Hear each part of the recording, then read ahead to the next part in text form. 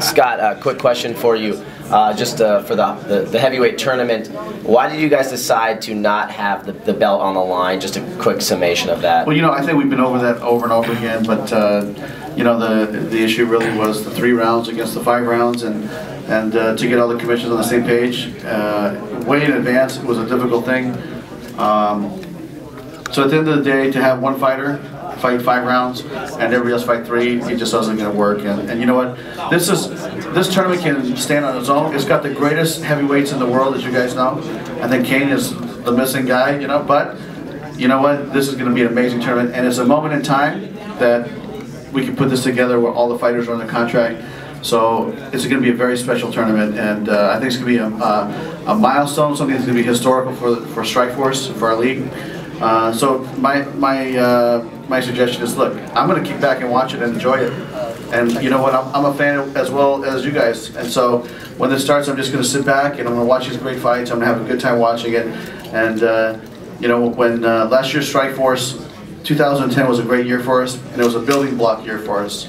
And if you look at our roster from 2009 to 2010 at the end, completely different.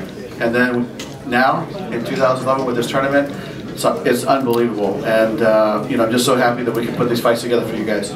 Last question about the brackets. There's a lot of critics saying that one side's a little bit weaker than the other. I'm a big Arlovsky fan, so I'm a little bit happy because it's an easier road to the finals. But how did that work out? I'll tell you, when we talked about putting this tournament together, it was interesting because, my background was in K1, and we threw tournaments, 8 tournaments a year. Very rarely did you see the 2 guys that you thought you were going to see at the end, right? I mean, 2 weeks ago it was going to be the Patriots and the Falcons in the Super Bowl, right? So you never know. And to me, we sat down and we said, okay, how can we ensure to see the greatest fights that we all want to see? How can we ensure to see that? So that's why some of the brackets ended up the way they did, because I want to see those fights myself. And you know what? The other part was, Fedor wanted to fight. He wanted to fight tonight. He didn't want to wait 2 more weeks, but he wanted to fight now. Fabricio Werdum was recovering from an injury, so he had to fight a couple months later.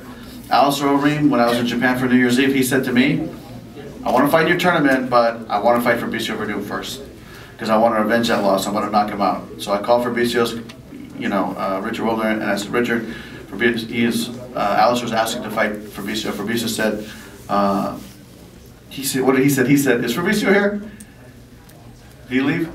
Oh, he had a great story, I forgot. But he said something like, okay, it's your turn. He said with Alistair, he's going to have his turn, then I'm going to have my turn, then I'm going to put him to sleep. So, you know what? That's going to be an amazing fight. And then the winner gets to fight the winner of, Bigfoot and Fedor, which would be another amazing fight. And Kharitonov is no joke. That's going to be a serious fight.